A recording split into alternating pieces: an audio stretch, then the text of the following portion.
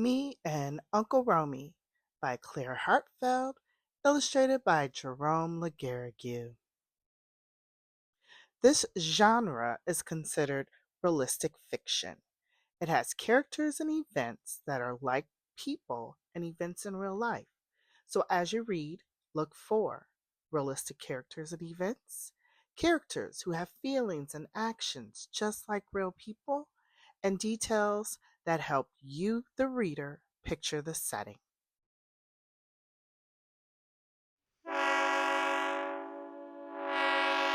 James waits nervously on a passenger train bound for New York City to visit his Aunt Nanette and Uncle Romie.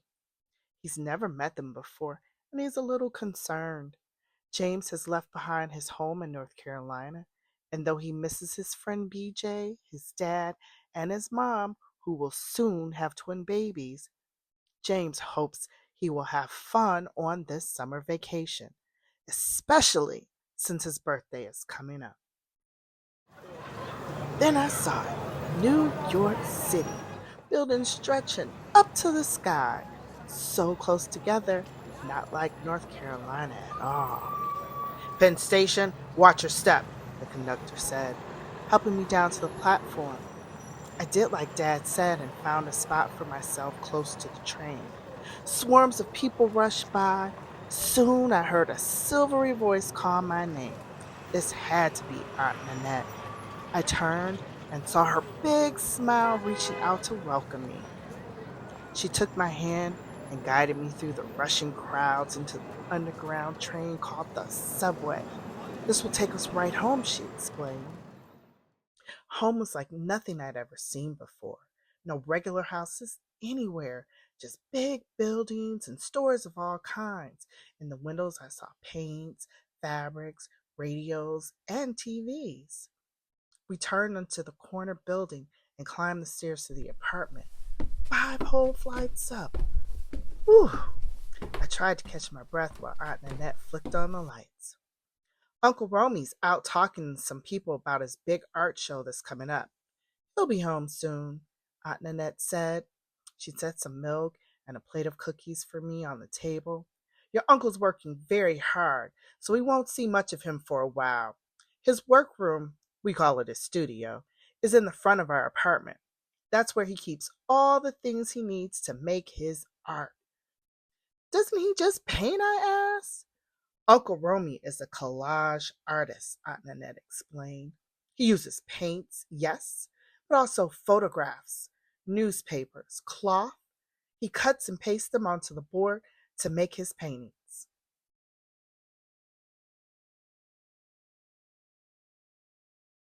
That sounds kind of easy, I said. Aunt Nanette laughed. Well, there's a little more to it than that, James. When you see the paintings, you'll understand. Come, let's get you to bed. Lying in the dark, I heard heavy footsteps in the hall. A giant stared at me from the doorway. Hello there, James. Uncle Romie's voice was deep and loud like thunder. Thanks for the pepper jelly, he boomed. You have a good sleep now. Then he disappeared down the hall. The next morning, the door to Uncle Romie's studio was closed, but Aunt Nanette had plans for both of us. Today, we're going to the neighborhood called Harlem, she said. It's where Uncle Romie lived as a boy. Harlem was full of people walking, working, shopping, eating. Some were watching the going ons from the fire escapes. Others were sitting out on the stoops greeting folks who passed by, just like the people back home calling out hellos from their front porches. Most everybody seemed to know Aunt Nanette. A lot of them asked after Uncle Romie, too. We bought peaches at the market and stopped to visit a while. I watched some kids playing stickball. Oh, get in the game, Aunt Nanette said, gently pushing me over to join them. When I was all hot and sweaty, we cooled off with double chocolate scoops from the ice cream man. Later, we shared some barbecue on a rooftop way up high. I felt like I was on top of the world. As the days went by, Aunt Nanette took me all over the city. We rode a ferry boat to the Statue of Liberty, zoomed 102 floors up at the Empire State Building, window shopped at the fancy stores on Fifth Avenue, gobbled hot dogs in Central Park. But it was Harlem that I liked the best. I played stickball with the kids again, and on a really hot day, a whole bunch of us ran through the icy cold water that sprayed out hard from the fire hydrant. In the evenings, Aunt Nanette and I sat outside listening to the street musicians playing their saxophone songs. On rainy days, I wrote postcards and helped out around the apartment. I told Aunt Nanette about the things I liked to do back home, about the baseball games, train watching, my birthday. She told me about the special Caribbean lemon and mango cake she was going to make.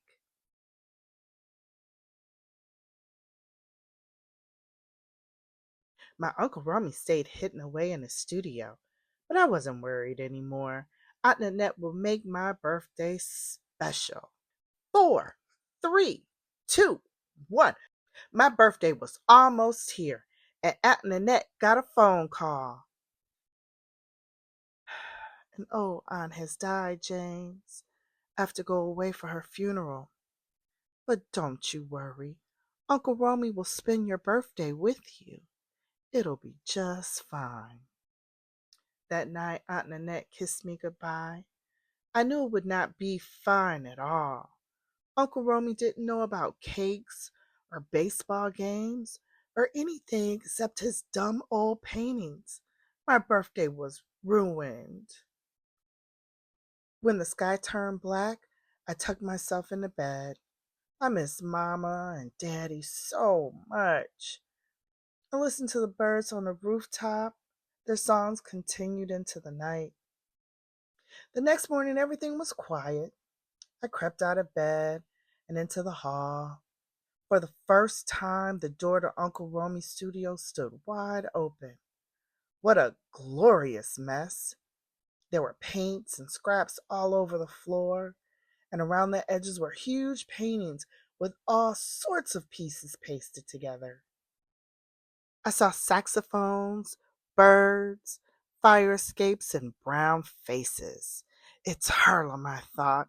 The people, the music, the rooftops, and the stoops. Looking at Uncle Romie's paintings, I could feel Harlem, its beat and bounce. Then there was one that was different. Smaller houses, flowers and trains. That's home, I shouted. Yup, Uncle Romie said, smiling from the doorway. That's the Carolina I remember. Mama says you visited your grandparents there most every summer when you were a kid, I said. I sure did, James. Now that's the place for pepper jelly. Smeared thick on biscuits. And when Grandma wasn't looking, I'd sneak some on a spoon. Daddy and I do that too, I told him. We laughed together, then walked to the kitchen for breakfast feast. Eggs, bacon, grits, and biscuits. James, you got me here remembering the pepper jelly lady. People used to line up down the block to buy her preserves. Could you put someone like that in one of your paintings, I asked?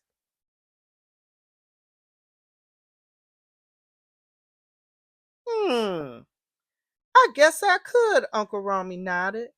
Yes, that's a memory just right for sharing. What a good idea, James. Now, let's get that birthday going. He brought out two presents from home. I tore into the packages while he got down the pepper jelly and two huge spoons. Mom and Daddy had picked out just what I wanted, a special case for my baseball cards and a model train for me to build. Ah, pretty cool, said Uncle Romie. I used to watch the trains down in North Carolina, you know.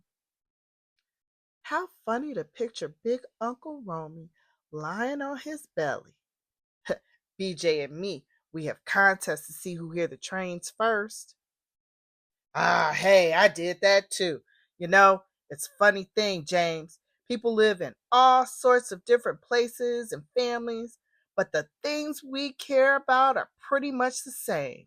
Like favorite foods, special songs, games, stories, and like birthdays. Uncle Romie held up 2 tickets to a baseball game. It turns out Uncle Romie knows all about baseball. He was even a star pitcher in college. We got our mitts and set off for the game. Way up in the bleachers, we shared a bag of peanuts, cracking the shells with our teeth and keeping our mitts ready in case a home run ball came our way. That didn't happen, but we sure had fun. Aunt Nanette came home that night. She lit the candles, and we all shared my Caribbean birthday cake. After that, Uncle Romie had to work a lot again, but at the end of each day, he let me sit with him in his studio and talk. Daddy was right. Uncle Romie is a good man. The day of the big art show finally came. I watched the people laughing and talking, walking slowly around the room from painting to painting. I walked around myself listening to their conversations. Remember our first train ride from Chicago to New York? One lady asked her husband. That guitar playing man reminds me of my Uncle Joe, said another. All these strangers talking to each other about their families and friends and special times, and all because of how my Uncle Romie's paintings reminded them of these things.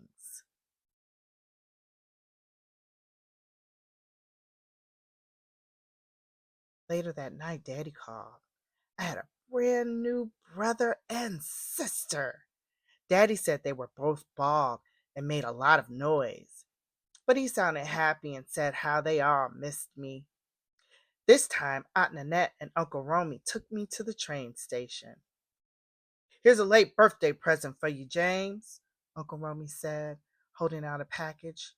Open it on the train, why don't you? It'll help pass the time on that long ride home. I waved out the window to Uncle Romie and Aunt Nanette until I couldn't see them anymore. Then I ripped off the wrappings. And there was my summer in New York. Bright sky in one corner, city lights at night in another, tall buildings, baseball ticket stubs, the label from the pepper jelly jar, and trains. One going towards the skyscrapers, another going away. Back home, I lay in the soft North Carolina grass. It was the 1st of September, almost Uncle Romie's birthday. I watched the birds streak across the sky. Rooftop birds, I thought, back home from their summer in New York, just like me. Watching them, I could still feel the city beat inside my head.